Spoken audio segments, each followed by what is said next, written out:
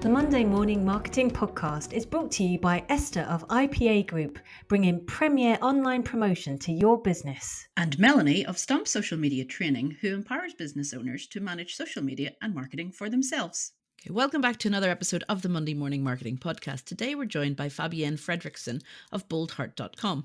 For 20 plus years, Fabienne has powerfully mentored tens of thousands of women business owners to grow, then scale their businesses, earning them tens of millions collectively each year, while increasing their time off to enjoy lives they love. Welcome, Fabienne. Thank you so much for having me. It's great that you can be here. That is quite a powerful intro, isn't it? Wow. Right, hands up, who wants to earn millions? Me. All hands are up in the room. And I'm sure your hands are up at home as well. So empowering women business owners is something that we hear a lot about these days on many different platforms in many different places. Why is it so important to do that? Oh my gosh. I mean, do we have 7 hours? 20 minutes, just 20 minutes. Go. Can I go straight to the stuff I usually leave for the end? Sure.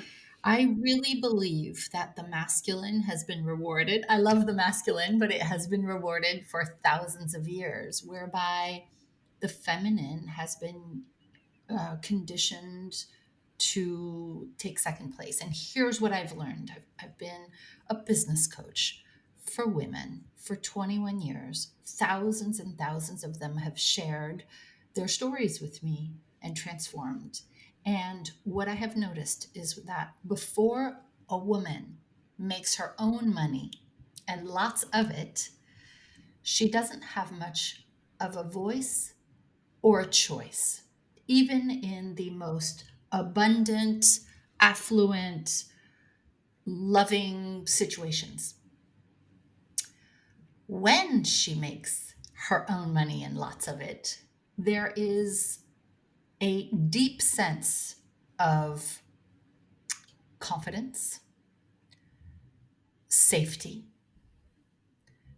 She takes up more space because now she has a choice and a voice. She can speak up. And while I was in corporate, working in New York for more than 8 years, and I know that some women make good money in corporate, I have, as a whole, only seen women make extraordinary amounts of money being self-employed, where they dictate how much they make by how much they're willing to market and learn how to grow their businesses. It's about making their money their way. So we can talk about empowerment. I've written a couple books, one on personal empowerment, one on business empowerment, but I believe it goes, if I may, beyond simple empowerment and allowing them to control their destiny by controlling their money. If that, if that's okay to say. Well, it goes so much more than just a set of skills, though, isn't it? There's something innate in your customer, in the women that you work with, and they have to learn a whole set of personal skills as well as business skills to be successful. So, where do you feel you tap more, and which one is more important in order to make it successful? They work hand in hand, Melanie, but let me explain to you. So I have a business called Bold Heart. We have something called the Leveraged Business Program, and I need to give you some context to help you understand. The first program that we offer is called Growth, and it helps women get to 10K a month consistently. And there we deal with just 2 topics: sales and marketing, sales and marketing, sales and marketing. Because when you're not yet at 10K a month, really, you should not be doing anything else other than finding your people and lovingly bringing them in to work with you. There, though, we need to deal not just with the strategy, because the strategy you can get online. There's at the library, on the Googles, all the strategies for marketing and sales are there. What needs to happen is the mindset, the beliefs that we have around closing the sale, about being a marketer, especially as a woman, about how much we can charge, about is marketing bragging? Is it appropriate? There's so many different beliefs: fear of success, fear of failure, fear of overwhelm, fear of being criticized, fear of visibility. All of that is a set of mindset issues that most people don't deal with, which is why more women don't get to 10K a month consistently. Once they're there, they're at six figures. Some of them want to get to multiple six figures and even seven figures, although in the beginning, I did not even have that as a thing that I thought was possible for myself. They have a new set of strategies. It's not so much about marketing and sales. It's about team and systems and reducing access and setting boundaries and changing their business model to work one to many, and then going exponential with their marketing and their accountability, bringing on a second in command. That is what gets you to multiple six figures and eventually seven figures. The 8 steps are outlined in my book, The Leveraged Business, how you can go from overwhelmed at six figures to seven figures and get your life back. But here's the thing. Once again, these are strategies. And I could say to any woman in business, okay, it is time to shift your business model from one to many. If you do not deal with the mindset that is in place, she will never do it. Yeah. You know, it is a mindset issue. And when you were saying visibility is a mindset issue as well, I looked straight at Esther because she's got a serious mindset block there when it comes to being on video. But I think that as much as you say that people can be ready for this, I do think you have to be in the right space to do it. I've wanted to grow and build my business for years. And then a set of circumstances came about, and I had to do something in order to keep my business alive. And I stopped being complacent, and the situation was just fertile enough for me to take advantage of. So, what kind of set of circumstances do you think your ideal customer reading this book has to be in to actually jump in and make it a success? When she cannot see the light at the end of the tunnel, when she is working evenings and weekends, when she says to her children, one more email and mommy will be right there, covered in guilt, when she puts the kids in the bathtub with only this much water, couple inches, and sits on the closed toilet with her laptop to try to get through the to-do list, she starts thinking, this is not sustainable. I'm not paying myself enough. I'm working evenings, weekends. I'm not present with the people that I love and who want my attention. I can't grow my business because I'm putting out fires all day. I'm not sure if it's worth it. And that's the point. To be That's the self-employed. point. That's the point. Now, that's when my person reads the introduction to The Leveraged Business, it's not too unusual that she gets tears in her eyes.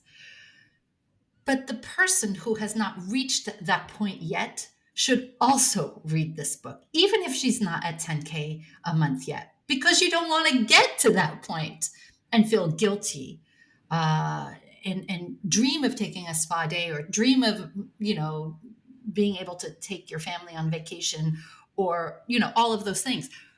Reading and studying what it takes to create a self-managing business while you get your life back is what I believe, especially as a woman, is what I believe we should all be doing, unless we want to stay stuck. And I don't mean to be a negative Nelly, but I was in that place where my husband said to me, Are you sure you want more clients? We never see you. Yeah, we're not, as females, especially as mothers, we're not good at letting other people take over and do the job that we obviously know how to do perfectly. You know, Mhm. even if that's stacking the dishwasher at home.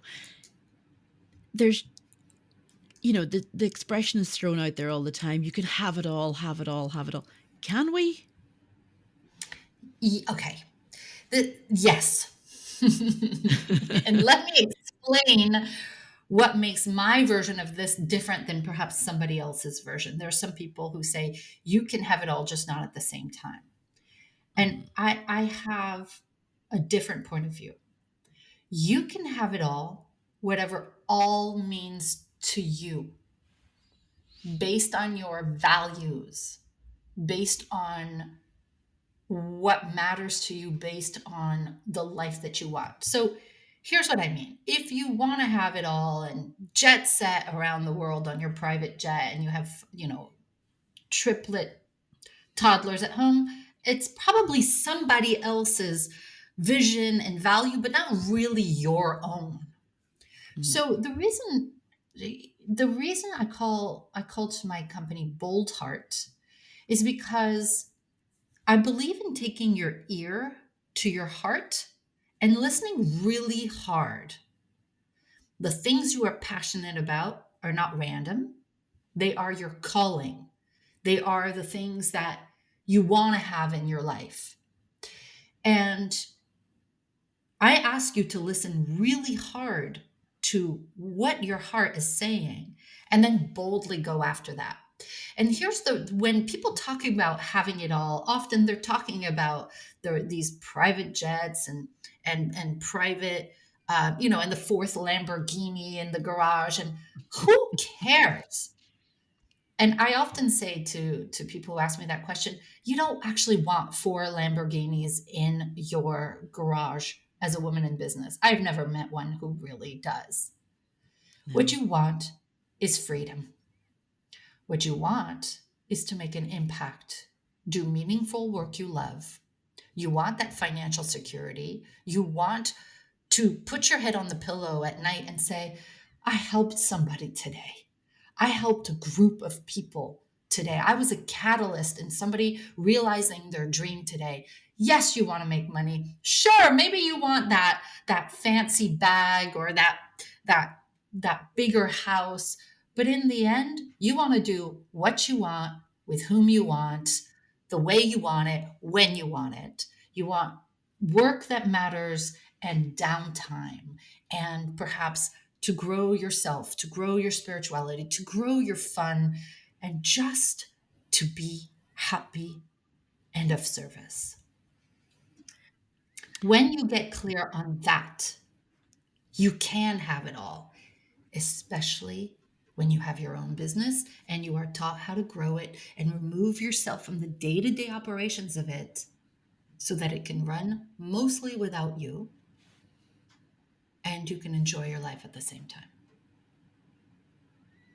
Yeah, that's one of the first things you're told when you start a business is don't expect to get much sleep for the next 3 to 5 years. If you want your business to grow, you have to be there 24/7. You have to be, if you want it not even to grow, if you want it to survive the startup phase, you have to be there, you have to be on, you have to be available 24/7 for the first 3 to 5 years. Some people extend it to 8. That is tough on anybody, but especially if they also have a family. I'm talking men and women here as well, especially if they have a small family or, going through health issues, difficulties.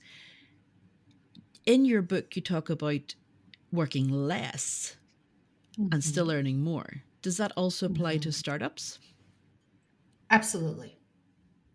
Here's how. If you understand the Pareto principle, which is also called the 80-20 rule, you understand that 80% of the things you are working on in your business are providing only 20% of results. So let's just take a 10-hour day just to make it a rounded number. 8 of those 10 hours that you're plugging away at your computer, doing all the things, are only creating 20% of revenues. Conversely, 20% of your activities are producing 80% of your revenues. That's 2 hours out of 10. Most of us are taught to work on everything. Mm-hmm. We're not being strategic. We're like, oh, I've got to be on TikTok. Okay, let me be on TikTok. Let me do a thing. Let me do that. And then at the end of the day, if you were to analyze, I talk about this in chapter 5 of the book called Leverage Your Marketing. If you were to actually analyze where you get your clients and how you make your money, you would slash about 80% of the activities that you're working on. Most everybody, so we do in our program, we do a process called the unique brilliance process, where I ask you to go over everything that you did over the last couple weeks and just write down, okay, so I booked the podcast guests and I put them in my calendar and I answered emails and I've all manner of things. I wrote this blog post and I did this and I did that. And if you were to look at the things that you're uniquely brilliant at, the things that you're excellent at doing, the things that you're competent, meaning somebody, you could do it, but somebody could do it better and it's really not bringing money, and the things you're actually incompetent at, you would notice that about 80% of the things that you do are bringing in zero money. What we do at that point, now that it's a nice four nice little quadrants, is we delegate, eliminate, or automate the bottom 2 quadrants and have you focused only on your unique brilliance activities, the things that come to you that people are fascinated, that you do so well, and that, bring in money, and your excellence quadrant as well. And this is a game changer because you don't need to then work evenings and weekends. You can focus on the 20% that's bringing in 80% of the results at the expense of practically everything else. And if you're really into creating compound effect, that 20%, you can grow to 30, 50, 80%. So at this point, 80% of the way that you use your time, the activities that you focus on, are the ones that are actually producing results and money. You don't need to work more. You need to work on better things. So it sounds like you're describing a lean business model, basically, where you're getting rid of all the crud that is not really beneficial to you. And that's actually a really, really great way to create a program. But is it enough to show people how to do this, or do they need some level of accountability as well? Do you feel that helps? Yes, more so than you realize. So part of having worked with so many women business owners is that I've seen all members of the Leverage Business Program take 2 assessments. I see these assessment results. I've seen thousands of them. And what they point to is that we, entrepreneurs, are high risk takers and high idea generators. In fact, 95% of us, based on my observation over the last few years, 95% of us are high idea generators. There's no shortage of, oh, we could do this. And what if we did that? And oh, I just took this course and I just took this webinar and I think we should do that. And we are also not wired to follow through. We're laughing because it's true. It's true. Yeah. So we're when I'm nodding speaking along. in front of when I'm speaking in front of hundreds of women entrepreneurs, it's a lot of nodding and laughing because they know.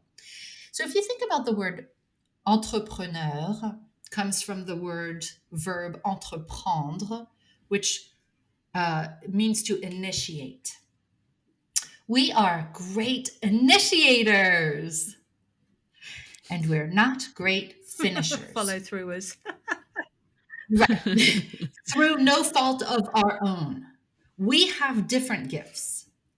And what I've realized on looking at the work of Gretchen Rubin, and most of us are people who are obligers or rebels. Obligers will follow through if they are being held accountable by someone else outside of themselves.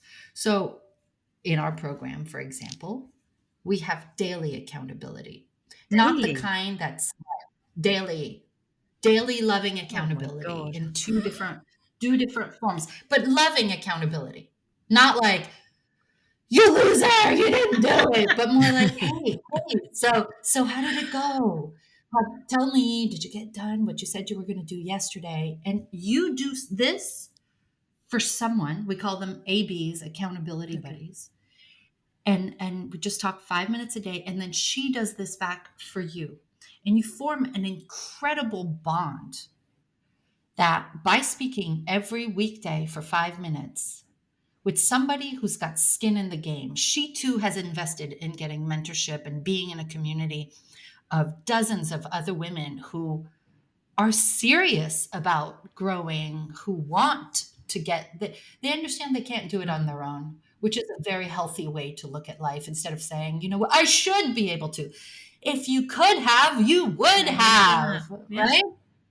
So if you can just call a spade and say, I'm not a finisher, but man, I really do want to make more money, to increase my impact, to just have more time with my kids. I'm just going to be smart enough to get some help. And when, at first you hear accountability and you're like, oh, I don't want anybody to hold me accountable, until you realize that it's a loving thing. It's an act of self-love, radical self-love, to say, I know myself. I know what I'm great at. I know my shortcomings. I will accept myself with my shortcomings, and I will get the help I crave to follow through on my promises, to follow through to myself, to follow through on my goals, and to see just how far I can go with the help of other wonderful women who've got my back. That's how it works. Oh, I don't think I could personally cope with daily. That would but You do but you. since having an accountability partner, I've had an accountability partner of some description for 3 years. I had 4 years. I had one person for 3 years, and I've got another person since the beginning of this year. And we speak to each other for 30 minutes once a week. And we also have a secret group on Facebook. And we ask 3 questions. What went well for you this week? What didn't go well for you this week? And what can you do about it? And so we come away from that 30 minutes with a solution, hopefully, or at least an idea of a solution.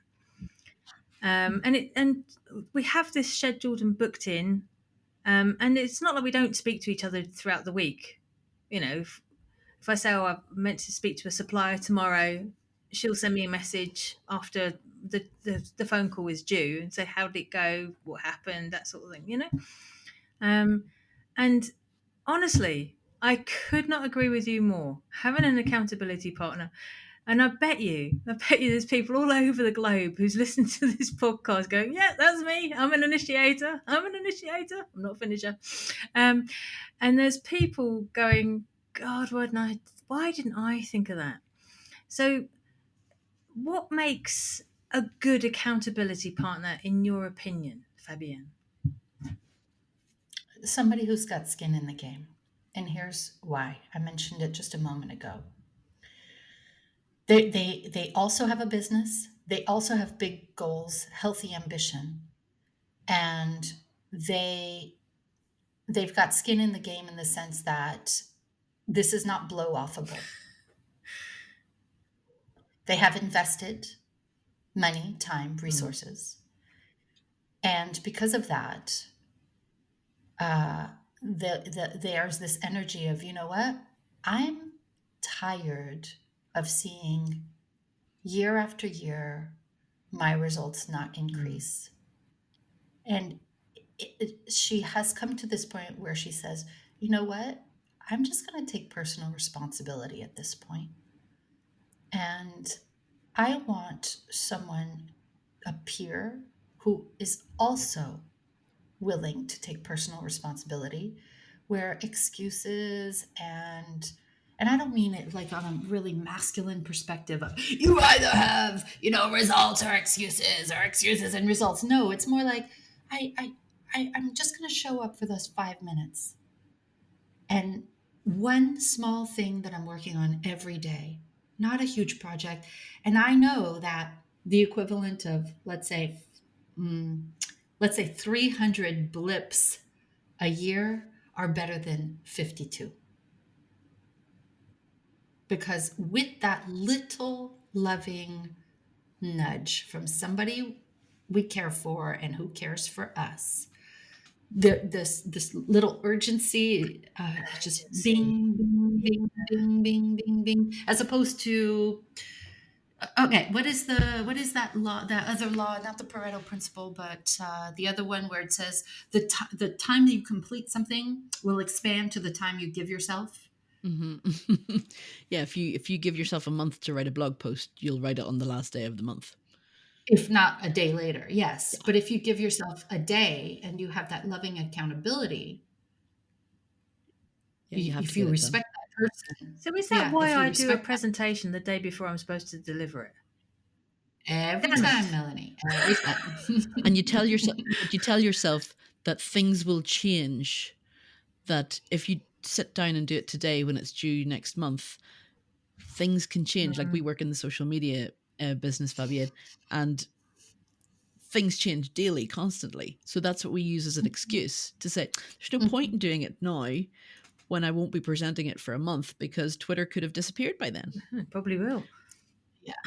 You could have also been hit by a bus by then, like when there's all sorts of, ways we could look at it. Yeah. Wow. But I mean, this has all been very interesting and fascinating. Unfortunately, we have come to the end of our time. How can people contact you? How can they read your book? How can they find out more? I'll give you a few different websites. The first one is you can find my book. It's actually available for free on a website called theleveragedbusinessbook.com. Theleveragedbusinessbook.com. There is a small shipping fee. This is where I just ask you to meet me halfway.